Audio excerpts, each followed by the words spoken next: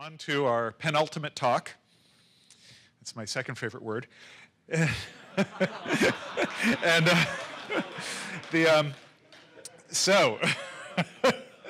Steve Klabnik is, he's been programming for 20 years, since long before he had to shave. And he still doesn't have to shave. Okay. He's been doing Ruby for 6 years. He's one of the most dedicated open source supporters that I know, and I know a lot of them. He suffers for your good. He's a Rails committer. That's not a Rails core member, but a Rails committer.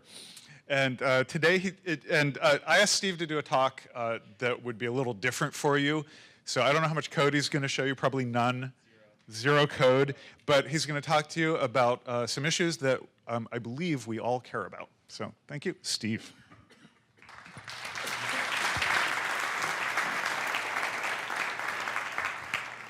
Hi, everybody. I'm Steve.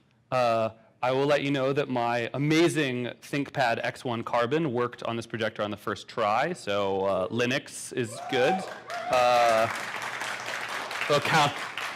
Counter Mac. I took a lot of crap for switching away from Mac. So anyway, this talk is called No Secrets Allowed, You, Me, and the NSA Makes 3. And basically, I wanted to share with you a little bit of stuff about security and privacy and how these kinds of issues have affected all of us and why they affect all of us. So I know a lot of people sort of are like, Steve, you're the resident crazy person who cares about security stuff. You're like the odd, nutball who's using Linux because you don't want to use proprietary software. So please explain to me all of the stuff I need to know about these things. So I decided that this would be a good candidate for a talk to shake it up a little bit, and also so that I can point at the URL later for people to look at rather than having to explain things.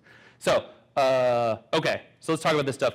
Basically, 3 parts to this talk. The first one is, what is the current state of reality? Because I think that a lot of people don't actually appreciate what reality is at the moment. And then, what are the tools that we have in this said reality, and how do they affect and allow us to shape the current reality? And then, finally, what do we do from here? Like, where do we go? How should we think about these problems, and what should we doing with the stuff that we learned? So those are the 3 talks. So 3 parts to the talk. So first of all, reality check. Okay, so this privacy issue has been in the news a lot lately, and I will specifically address the NSA stuff in a little bit. That it's been coming out because of all of the stuff that has occurred in the last year or so. But one of the things that's been most annoying as someone who has cared a little bit. I'm not going to tell you that I've always cared about privacy or security. Like I said, I've been a lifelong Mac person, and I've used Macs for a long time. I don't think Macs are inherently insecure, but I guess I have made the trade-off of convenience versus security on the side of convenience for a very long time. So this is not a talk about how I know everything on this topic and you all don't. I started paying attention whenever this recent scandals occurred. But as someone who is generally kind of privacy focused or vaguely anti-NSA, FBI, CIA, all that kind of shenanigans, one of the more frustrating things is that all of the years that people have been saying things about like, hey, the government can read your stuff on the internet, and then people are like, yeah, whatever, you're nuts. And then things get leaked, and it turns out that the government is reading everything on the internet, and everyone says, oh, that's old news. That's been happening forever. And you're like, oh, this is so frustrating. It doesn't matter. I can't win. So while that's a frustrating line of reasoning, it's actually completely true. So I want to start off by sharing with you a history of some of the things that our government has done in your name and my name, probably, except for the friends that are not from here. There's a lot of people here that are not from the States, so I apologize. I'm going to lump everyone in because that's what we do here in the States. My South American friends brought up actually that we appreciate that you say the States instead of America because we're Americans too. But anyway, so by first way of a little bit of this history, I want to share with you this chunk of Google Maps. This line down here on A is where we currently are, and according to Google Maps, this is a 17-minute walk over there to what's basically 2nd and Folsom. Does anyone know what is it, 2nd and Folsom? Yeah, a couple hands. It's a building. Whoa, that's the wrong arrow key. It's a building that looks like this. Now, this building sat there for a long time, and nobody thought that much of it. But it's terrifying, right? Brutalism is yeah, that's the point. So this building is no windows, and people just go in and out of it. And it's basically an office for AT&T. And that's sort of what's here. But there's a room. I think the address is 611 Folsom, I believe. And there's a room called 641A inside of this building in Folsom, down on Folsom Street, just near where we are right now, where this guy was working as a technician, and he walked in one day and was like, huh, this is really weird. What's this thing doing here? And what this thing was basically this. This is the diagram. I took a screenshot of the PDF. So basically, he found this thing and decided to come out about it, and it turns out it was classified, so he got sued. And so there's this huge court case, and all these things came out. This is the diagram from the PDF of the legal documentation on the case around 641A. But basically, what was installed there was what's called a fiber optic splitter. So as you can see from this, signal comes in, half of it goes to the left, and half of it goes to the right. Now, the thing is this, with fiber optic splitters, this does not mean that half of the data goes in one place and the other half goes the other place. This is about copying. So it sends 50% of the bits down the wire, but they're like a full copy. So it's this side goes to the government, and that side goes to wherever you wanted it to go to. Now, you may know that I hear that SOMA is kind of an important place for internet companies to connect to things. Maybe I've heard that. I'm not sure if that's true. But so you can imagine someone spying and keeping a copy of all of the data that travels through SOMA's internet is a little questionable at best. And the said technician is like, I saw these boxes at all these other places. I just can't tell you about them. So this was 2001 that this kind of thing happened. And so people flipped out and whatever, and then nobody cared anymore. So that's one prominent incident. There's an older set of things. This is in the 70s called COINTELPRO. This stands for counterintelligence, is COINTEL. But basically, COINTELPRO was the FBI and the CIA doing a whole bunch of really, really terrible things in the name of what was at the time national security. And what I mean by terrible things is this giant laundry list. I hate slides where people read stuff off of slides and where there's a lot of text on slides, but there's so much of this stuff that I wanted to perform the volume of how depressing all of this is by putting all of the text on a slide. So this is my selected things that has happened in surveillance in this time period. So this is from Wikipedia's text. I have a bunch of things that are text off of Wikipedia in this talk. But basically, 85% of COINTELPRO resources were used specifically to monitor, infiltrate, and disrupt groups and individuals that the FBI deemed subversive. So this included any sort of communist and socialist organizations, people that were involved in the civil rights movement, anyone who was advocating for racial equality, people that were involved with the National Lawyers Guild because they talked with these dissidents very often, anyone that was part of the New Left, which some of you people that were around during that time may remember, the Weathermen and SDS and all those kinds of things. And yeah, independence groups for Puerto Rico, even Albert Einstein, who was a staunch socialist and a member of several civil rights groups. And they monitored these things. One of the things they did was mail a letter to Dr. Martin Luther King to tell him to kill himself, as an example of the things that they actually did to do this surveillance and monitoring.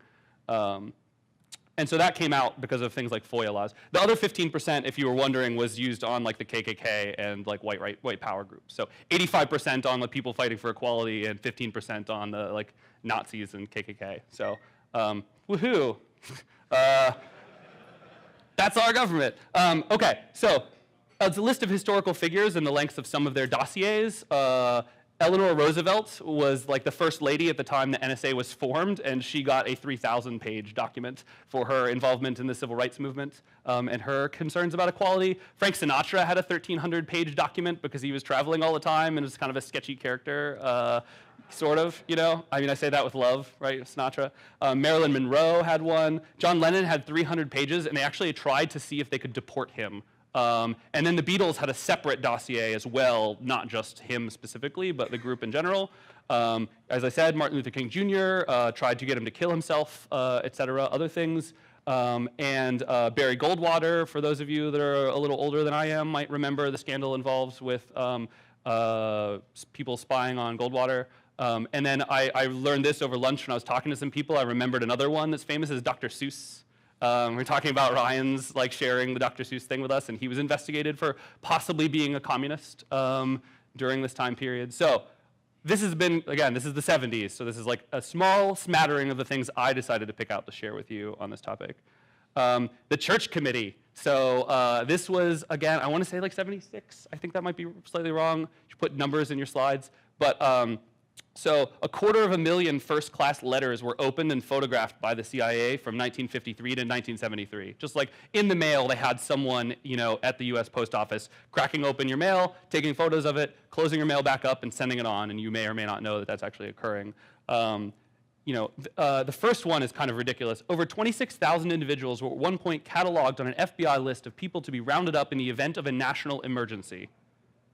Just like let that sink in for a minute, right? Like, who are those people? And why do we have a thing like that? Like, isn't that everything we stand against, not the things that we stand for? So anyway, there's a whole bunch of other bad stuff. I'm going to stop reading these things. So that's all sort of the past. Those are a couple examples of small things that have occurred in the past. So the Wikipedia page for the current stuff that has occurred, if you are unfamiliar with the details of all the stuff that has been leaked because it's been an ongoing story, this is what you want to search for on Wikipedia, the 2013 mass surveillance disclosures. It's an awesome article that covers everything that has been leaked so far, and I'm assuming will be updated in the future. But this is so I hate to call it the Snowden stuff because it doesn't matter who leaked it, and the story is not about Snowden, and that's a derailing tactic to make people think about who did the leaking rather than what was being done. So we'll call them the 2013 mass surveillance disclosures instead, but that is what I'm referring to as the stuff that he did. Now, there's a variety of things that have been involved in these disclosures. Basically, I have some slides that just sort of boil it down. This is these next 3 slides are the most important things. There are 3 sentences that I want you to take away from my talk. If you ignore everything else, these are the most important parts. Any byte that leaves your computer unencrypted is basically public, period. Leaves your laptop. This means logging into your webmail, for example. Browsing things not over SSL or over Tor, which we'll talk about in a little bit. Anything that comes off of your computer when you did not encrypt it before it left your computer, you're probably screwed. Sorry. That's one thing. The second one is I have nothing to hide means I'm underinformed on this issue. This actually affects everyone regardless. Thanks. This affects everyone regardless of whether or not you're a communist or not. It does matter to you if you're a normal person. And I'll talk what that means in a moment. But the third big point is that cell phones are inherently spy devices. So a lot of people are like, Steve, you care about this privacy issue. Why do you have an iPhone? And my first answer is because I prefer it to Android. But the second answer is because Android is just as insecure as iPhones are. And being open source when it comes down to your cell phone does not actually help you in any way. And that's because the way that GSM is architected, it is continually pinging the nearest tower with your location, just as a way that GSM works. So that's one example of how a phone is just inherently insecure. Also, there's reason to believe that our government is able to turn on the microphone of your cell phone and listen to it at any time that they want to. They were prosecuting some mobsters in Chicago, and that accidentally got revealed as oh, how did you collect that evidence? Well, we gave them a cell phone, and then they used it, and then we turned on the mic when it was in the room when they had a meeting, and everybody went, wait, what? And this is usually how we find out about these things, by the way, is there's some sort of court case, and then somebody slips up and says too much, and then we're like, wait, hold up, wait, what did you just say? Right. So those are the 3 big things. If it leaves your computer unencrypted, someone can read it. Cell phones are spy devices, and this does affect you even if you don't think it does. Okay, so let's talk about that middle one, because that's one of the big deals with this part of the topic. I'll talk about the tools and what we could do in a second. So metadata. And this is one of the big things that was leaked, is that you're spying on metadata stuff. So we all know metadata is data about data, right? So in the context of HTTP and the web, this basically means headers. It also means information on your phones. So we're talking about URLs and phones today, which I thought was an amazing analogy. Who you're calling is the metadata, just like the HTTP headers that say what host you're making a request to with HTTP. And that metadata is super dangerous. So it actually doesn't even matter at all what you are saying. Who you are talking to and at what time and the context around that is actually maybe more important than the actual details of what you have to say. And this is why it affects you even if you're not saying anything shady, is that you can have the same appearance as someone who is doing something shady and then get screwed by the same patterns. So we'll talk about 2 of those patterns real quick.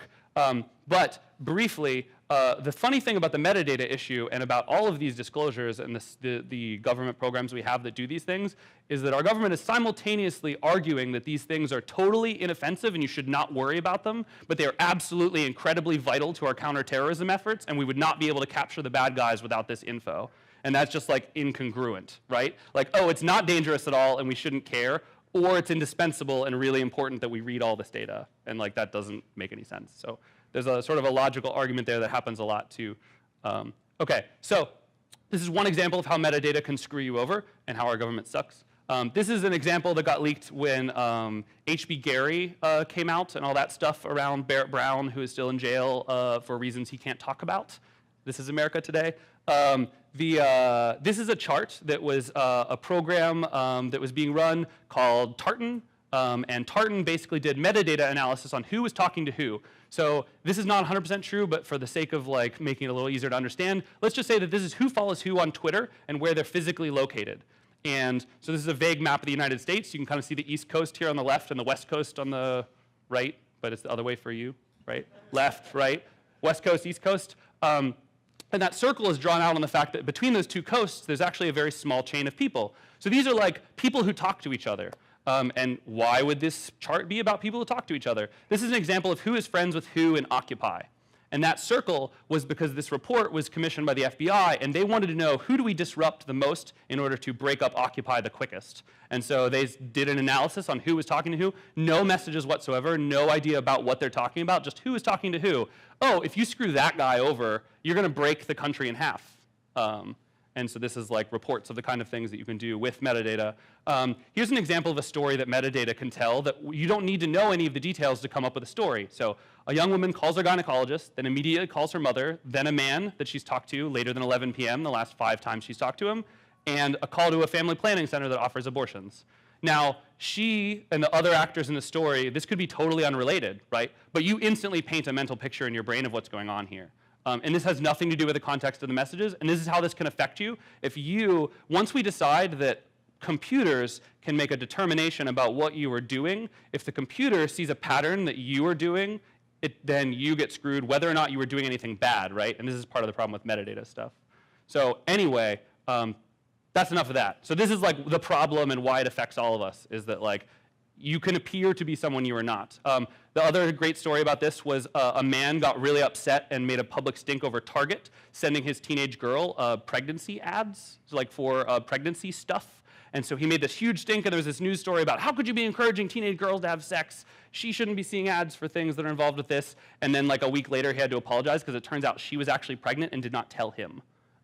Because she was her father, and so they knew before he did. There's also a story that's good you should Google about Facebook and being gay, where like Facebook knows you're gay before you do, based on metadata. Which is like, this is a problem, right? Like if you grow up in the middle of nowhere, this is San Francisco, so we can like laugh about that, right? But if you're growing up in some place where being gay is not socially acceptable, where your father, what if that story about that metadata and the Target thing, what if that father was incredibly disapproving of his wife becoming pregnant, right? That could have serious ramifications on her life due to no fault or her doing bad things of her own. So anyway, it's like kind of funny, but also kind of not, like, right? Anyway, so a few trusty tools that we can use. Basically, I'm going to talk about 2 tools today. The first one is Tor. So if you're interested in like coming around with these issues and like dealing with them, Tor is one of the things you can use. Now, I want to say before we talk about tooling too much that no tool is a panacea. Everything has drawbacks as well as benefits. So basically, here's what Tor is. So you might be familiar with reverse proxies.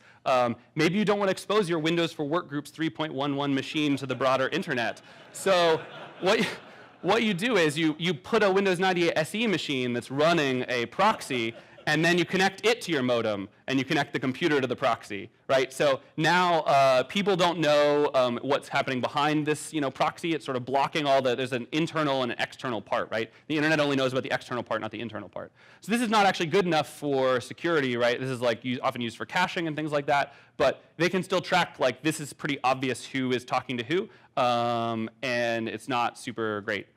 So what Tor does, basically, is a 3-step process. So Alice, in the upper left-hand corner, is a person that wants to use Tor. This is a computer network, and she would like to connect to Bob's computer. So step 1, Alice's Tor client grabs a list of Tor nodes from a directory server. So these are run by the Tor project that say where all the Tor nodes are. Then step 2, Alice's Tor client picks a random path to a destination. So it bounces amongst at least 3 other computers that are called Tor relays. So you can install a Tor relay on a machine that you run. And basically what happens is it picks a path through the graph, and then it sends a message through that graph encrypted in a way, this is not totally related, in a way such that, because it's wrapped in multiple layers of encryption, like an onion, this is where the onion comes from, the first computer on the left only knows that Alice is talking to the computer in the middle. And the computer in the middle only knows the computer on the left is talking to the middle on the right. And the computer on the right only knows the computer in the middle is talking to Bob's server. So this allows you to break this identity by not knowing that Alice actually visited Bob's computer, basically. And that's sort of the way that Tor protects you. So if you then log into your Facebook account on Bob's server, if Bob is Facebook and you type in your user credentials, you're still screwed, for example. Tor does not provide that kind of privacy. However, it does provide that metadata privacy, right? So imagine all those things where you are, we're building data about who's visiting who on websites. This destroys that kind of routing metadata as long as there are enough nodes that aren't compromised, which is like a whole other thing we can talk about some other time when I have more time. But the other key thing is that when you visit another website or you do something else, it picks a different path. So you don't use that same path all the time. So this is how it's like providing anonymity, words, by picking a different path the whole way through. So that's sort of Tor. And one example of how Tor is not perfect is what's called an end-to-end timing attack. So basically, if the government is watching all of the connections on all of the computers, and it sees that you connect to a server at 3 p.m., 5 p.m., and 7 p.m., and it sees that the server receives a connection at 3 p.m., 5 p.m., and 7 p.m., they can use statistics to determine that you were probably talking to that server. So, so this is one of the big problems with Tor, especially given the recent things. I'm still delving into how much this affects that on that issue, but to give you one example of how things are not always perfect and how you need to be careful. But it's still useful, even if it's not perfect all the time. The second one is GPG. And GPG is great. So Tor is data that's moving around, and GPG is a tool that you use for data that you want to keep or to send messages to other people. So to understand GPG, you have to understand the difference between public versus symmetric key encryption. So we're going to go over that incredibly briefly.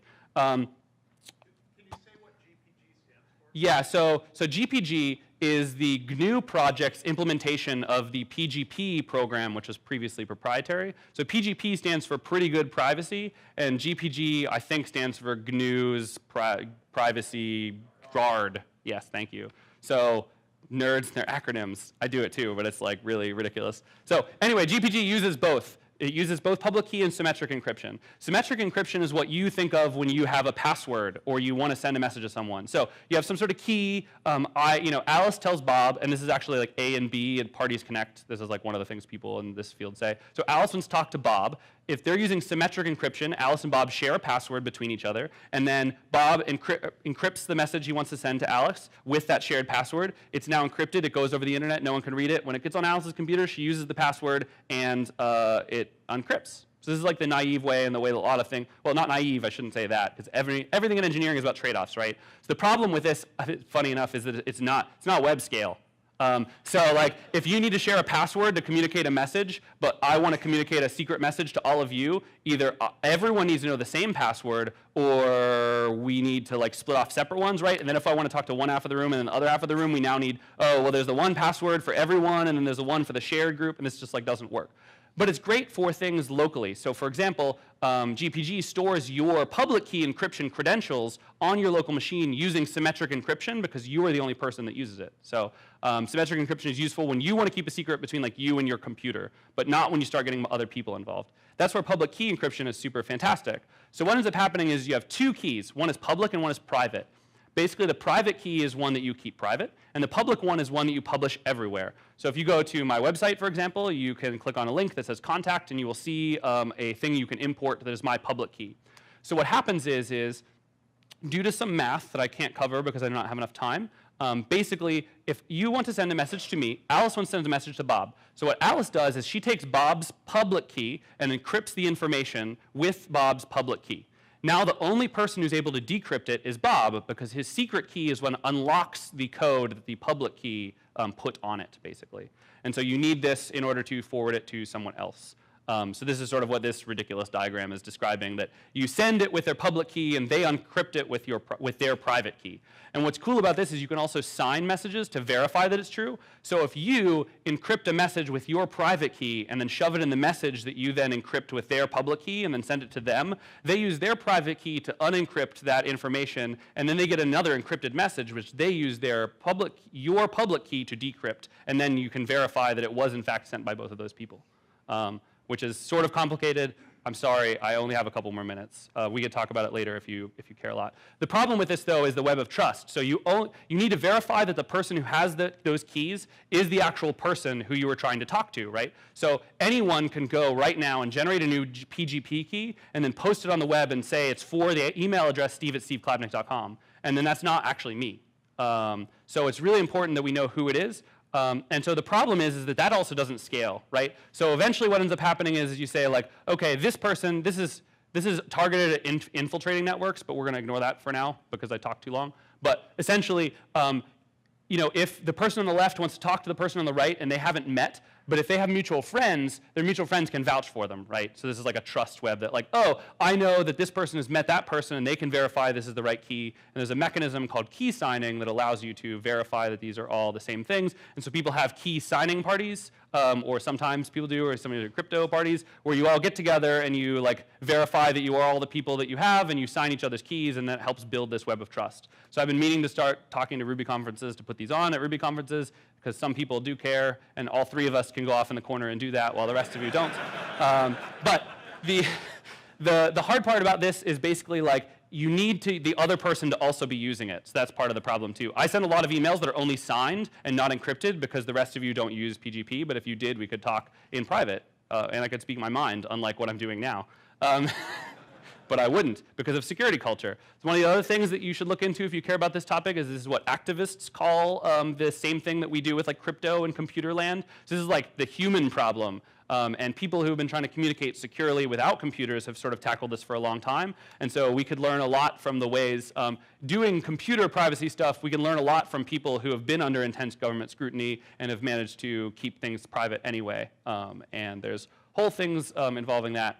I would tell you more stories, but I'm running out of time. So in my last couple minutes, we're going to talk about where do we go from here. So like okay, now you know there's these tools, like some of these tools, you know there's this problem, like what do we actually do, right? Because part of the problem is like all this stuff keeps coming out, and like I think I actually saw Tenderlove basically tweet like, I finally read up about the NSA stuff and like now I'm sad, and like things that make him sad make everyone else way more sad, right? Like Aaron's like one of the happiest people I know.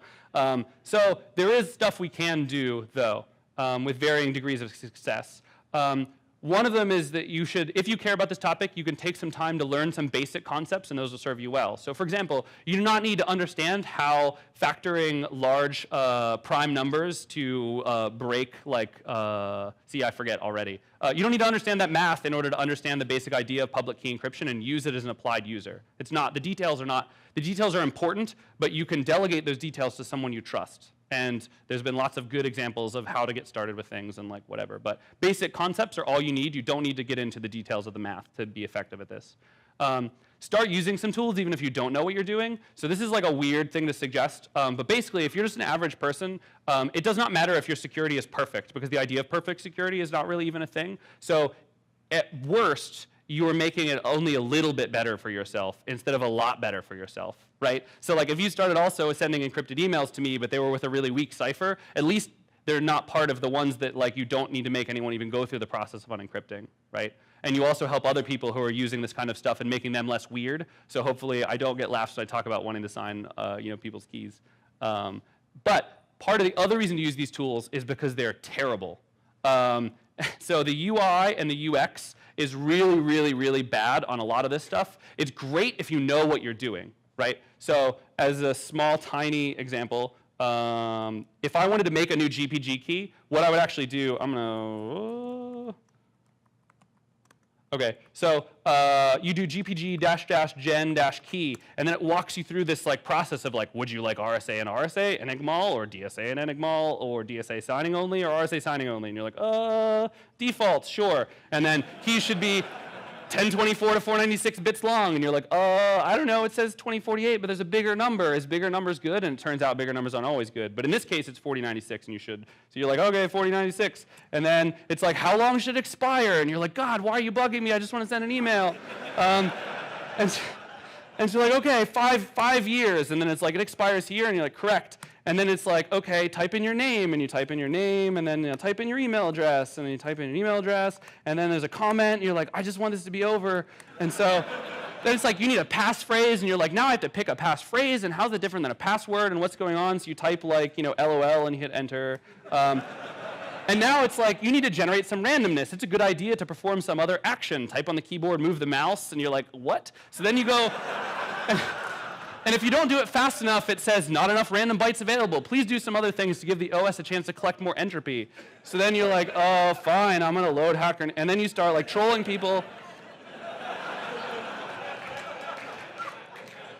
And like, you're just like, okay, and tabs and stuff. And like, I don't know, is this working?